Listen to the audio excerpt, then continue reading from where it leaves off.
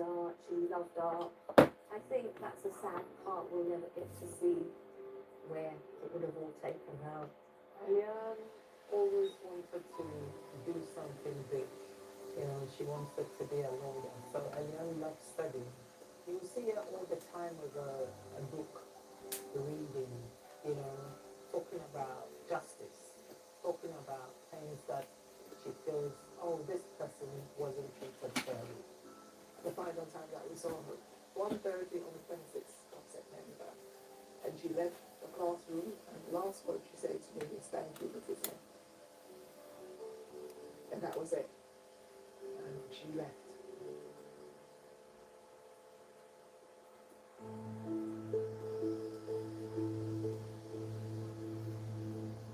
On a Wednesday morning, ahead of school, Eliane and two of her friends headed to a car park close to the Whitgift shopping centre in Croydon, South London.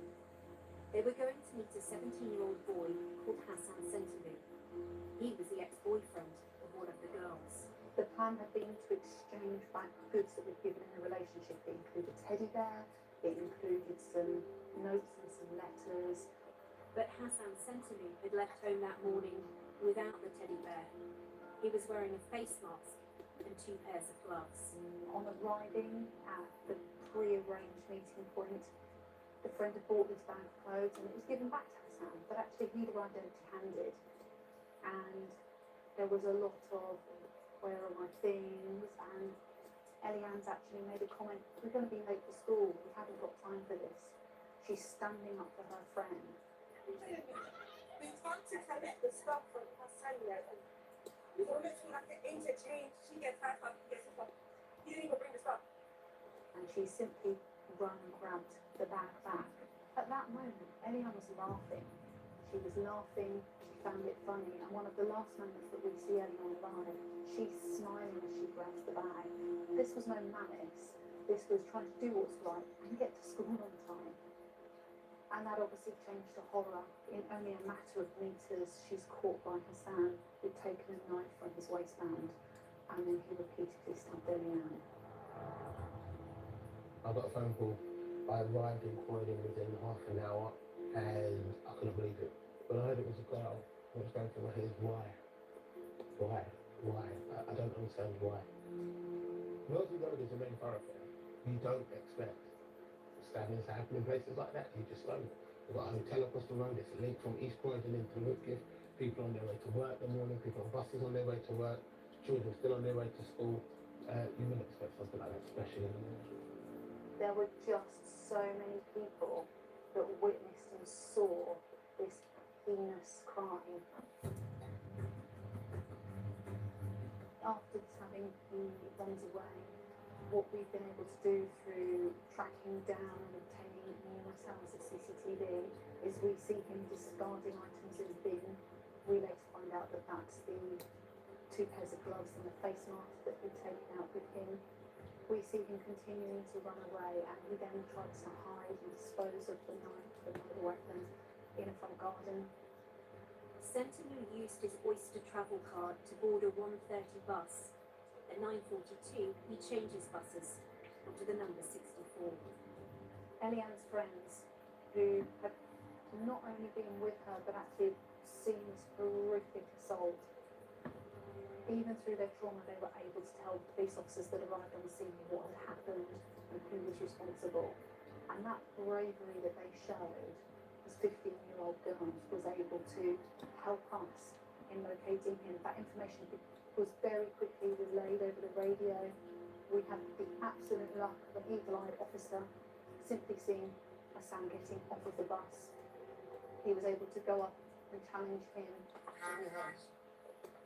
What's your name, mate? What's your name? Simply by looking at his Oyster card, the officer knows. You got any idea, right? I'm looking for someone who's stabbed someone. I need to see them. Says on your Oyster card. This is the suspect, and he's able to arrest him. Put your hands behind your back. Right, put your hands behind your back now. He didn't know whether Hassan still had the knife. Where's the knife? Where's the knife? As far as that officer was concerned, he was approaching somebody who was still armed that had just seriously attacked a girl. Iya mas, kuliah. Iya mas, bersabah. Okay. If we do say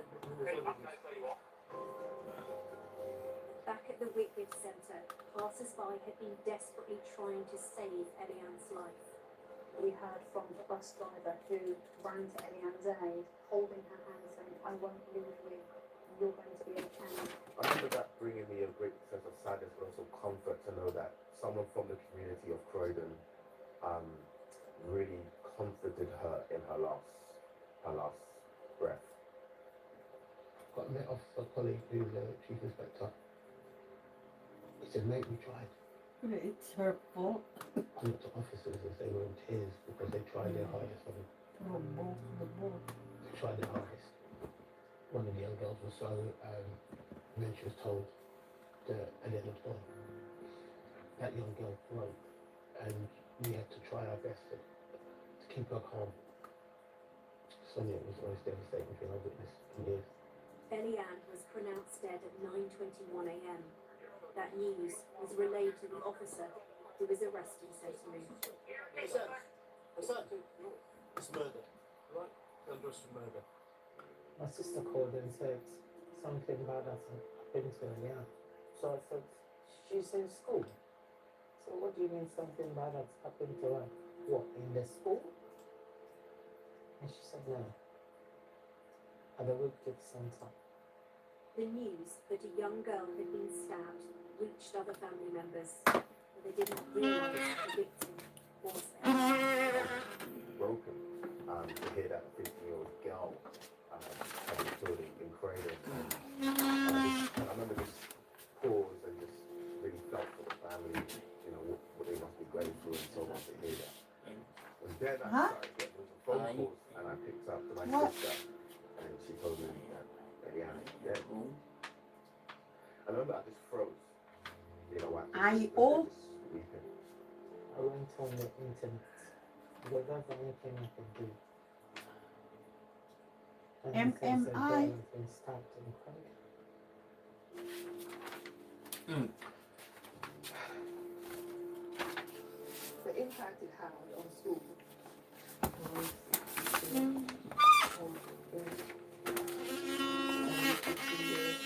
The girl was in school screaming and crying. I think all we wanted to do is support each other, and that's exactly what they did the rest of the day. And then as parents came to pick the students up, we let them know because the best place for them was with their parents.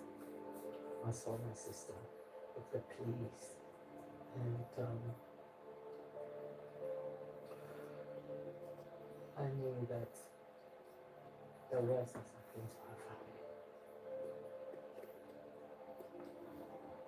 Shortly after 8:30 this morning, we responded to a stabbing here in Croydon.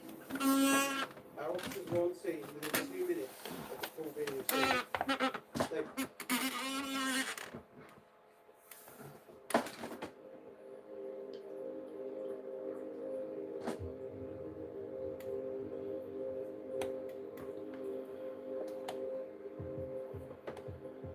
Two 12-year-old boys have been arrested on suspicion of murder after a 19-year-old was stabbed to death in Wolverhampton.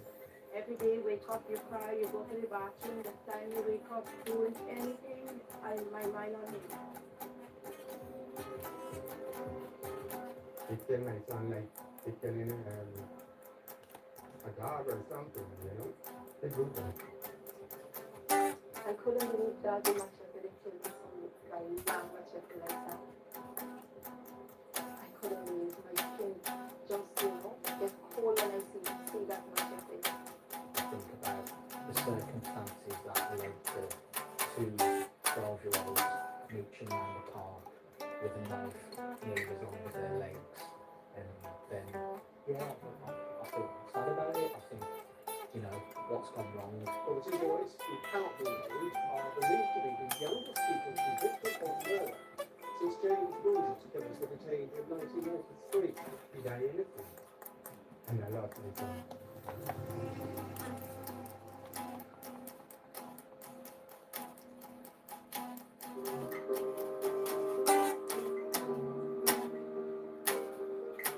Sean Cicehine was born on the island of Anguilla. It's a British overseas territory in the Caribbean which has a population of just over 15,000. The biggest industry is tourism, but while visitors are often wealthy, the people who live there aren't. Go ahead, finish everything while you find it. His father Suresh works in construction. His mother Manaswari is a housekeeper at some of the many luxury villas. Sean was born in 2004. He make us keep laughing and enjoying from that day he born. We were so joyful, you know. For the first baby in our life. Was so happy that now we became a family, you know. But Sean was really wonderful growing up. As a little baby, it was the best thing for me to know that I have a son as my first child. And we are always happy about him. But, just playing with him, laughing, always really happy. So after when he started to grow now, he started to have, he see the plane. And he said, Mommy, Mommy, I want to be a pilot. I want to be a pilot. I said, you're not talking. But after then, he said, he wanted to be an engineer. He was always in school. We always play basketball. We always play cricket. So we always do, physical. He always worked with me on weekends.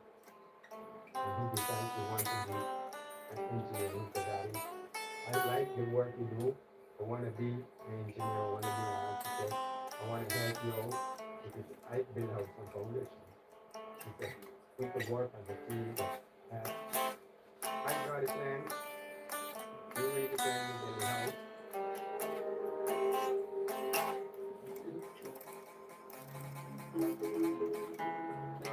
The family live in Anguilla's capital, the Valley, which has a population of less than 4,000, about the size of a British village.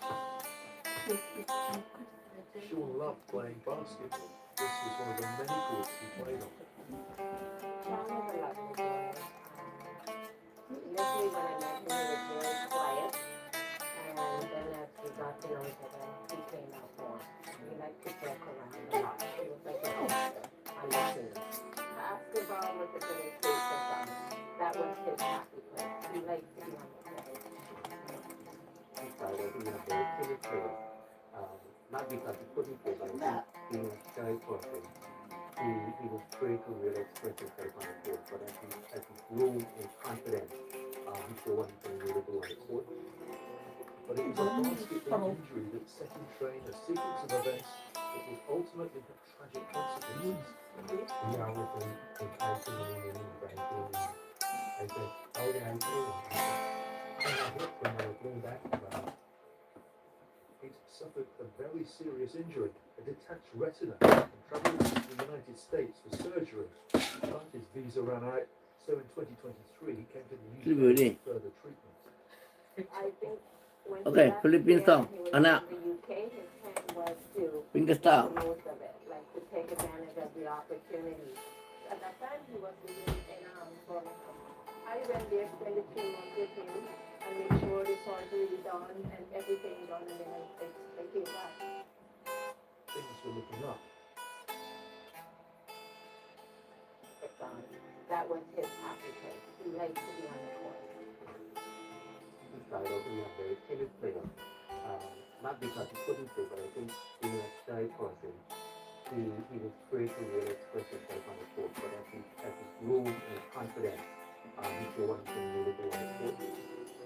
But it was a basketball injury that set in train a sequence of events that would ultimately have tragic consequences. We always in fighting and fighting. I said, how did I play? He said, I got hit when I was playing basketball. He'd suffered a very serious injury, a detached retina, and travelled to the United States for surgery. But his visa ran out, so in 2023 he came to the UK for further treatment. I think when he left here and he was in the UK, his plan was to make the most of it, like to take advantage of the opportunity. At the time, he was living in Birmingham. I went there, spent a few months with him, and made sure the surgery done and everything done, and then I came back. Things were looking up. His eye problems were almost behind him, but he hoped to stay in the UK and study engineering.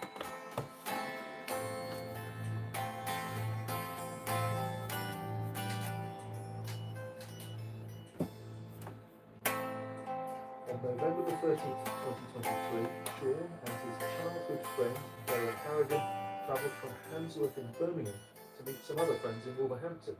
It was there that a chance encounter would cost him his life. Their movements were filmed on CCTV.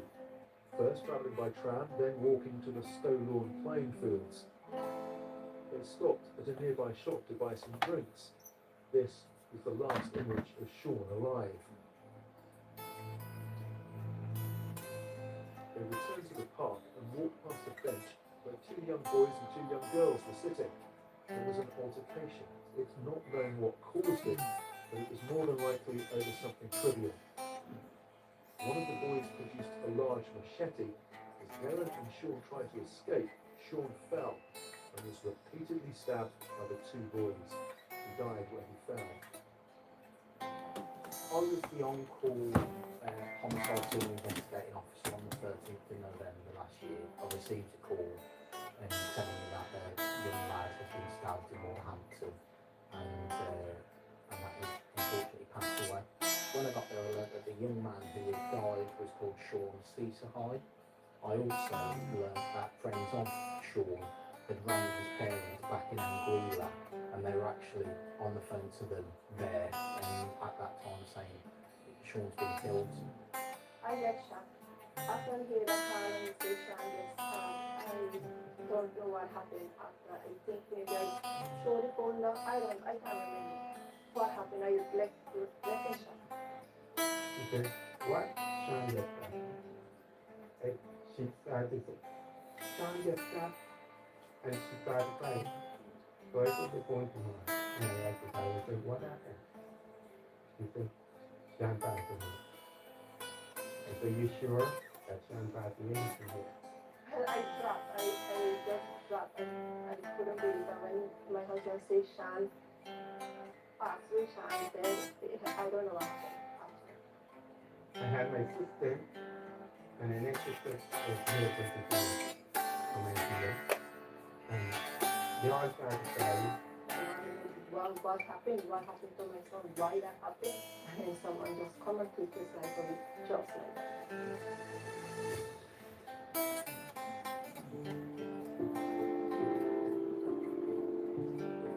Within minutes, news was spreading across Anguilla. So many people knew Sean and his family. I wasn't listening at it. I brushed it off like nonsense. And then when I realized there was something about it and it sank in, I said, oh wow. And I couldn't believe it. It was very saddening. It was very saddening for the family and for neighbors from the same apartment and the community that we reside in. I drove straight to the parents' house and seeing everybody there, then I knew it was true. But it's just sad because we never had that opportunity to fulfill or listen to his full potential. With all the obstacles he had, this was his time. You know when you get a shocking news from about someone you know, it takes a while to register and you're going through all the different emotions to like what he's in the UK, he's trying to make a better life, he's trying to progress. So the myriad of emotions that just eventually overcome what it is about trauma. And like Willa would say, you know, the devil's working overtime. You just wonder what's going on. What's really happening to you? Why is it happening? I like to get, I want to know the why.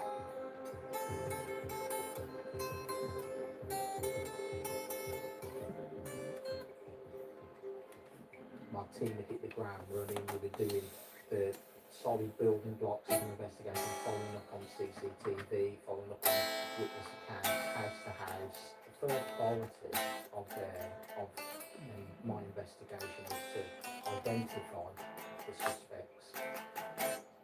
CCTV coverage of the park was poor, so although police quickly retrieved police footage, it's impossible to see exactly what happened. Investigations continued. The breakthrough came when a parent called the police to say their daughter had important information and would like to talk. He was given some details in relation to one that an assault had been witnessed, that a knife had been used, and that there were two young men, boys, who had been responsible and involved in that attack. What my officers and the intelligence was telling us is that these two boys were 12 years old, and that obviously was a point at which you could look at the investigation and think, well, it's changed now. This is something that is new. What did you think when you heard that they were talking about? I've investigated murders and homicides and major incidents for a long time, but it was a surprise. At 12 years, trying to get a weapon like that, doing something like that. Just 12 years old, I left shock when I see them too. And for that, I couldn't believe. You know, nobody deserves to die like that. As they went to see the 12-year-olds, officers very quickly made an important discovery. I was told that we'd recovered a blood-stained machete, large machete-style knife, and a sheath from under the bed of one of the suspects. In the meantime, the eyewitnesses, that's Darren Harrigan and the two girls, had given statements which gave investigators a picture of what had happened. Their versions of events differed slightly, but they agreed that there'd been some kind of confrontation. Words were had, which escalated into an argument, and then as they argued, one of the suspects pulled out a knife, and the confrontation had turned physical and was full on, and Sean both tried to run away. Upon seeing the knife, Sean was caught and he was stabbed, and he was left there to die on the playing field. We conducted a forensic post-mortem of Sean after he died, and we found that he had multiple stab wounds across his body.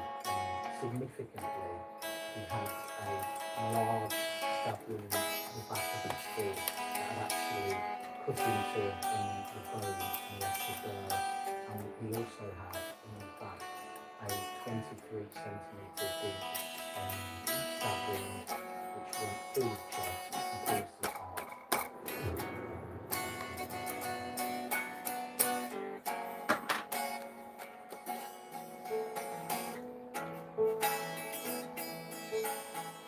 The 12-year-olds were both arrested and charged with Sean's murder. On the morning of November the 17th, they appeared at Birmingham Magistrates Court. Because of their ages, they can't be identified. Their families paraded into the public gallery as both boys, looking tiny in the court setting, confirmed their names and addresses and were remanded in custody. Soon after, they found more evidence. We recovered Phone handsets, notice, and they were of the suspect's posing with the knife that was later recovered. We could date them as being in the early hours of the morning of the offence, so i.e. he would have posed with those photos, gone to bed, had his day, and been involved in the fight where we got Sean. more crucial information was gleaned from the phones. There was a Snapchat conversation between the boys and the girls who'd been there, which began the morning after Sean was killed. It started with a video of the park taken the previous evening, along with a message, someone got stabbed. Then one of the groups said, we know. An hour later there were more messages, everyone's talking about it, then literally everyone. At which point the boy who owned the machete left a voice note saying, it is what it is. His friend replied, I'm scared, man. To which the boy responded, I'm not, and added IDRC, which means I don't really care. Next came a voice message from the boy who said he was scared. Part of it was inaudible, but he could be heard saying, I ain't said that because every time I talk about it, like I act weird about it. When you, again, layered all that evidence together, then you could have some confidence confidence that the person using that phone, which we would say was the suspect, had some knowledge of what was going on.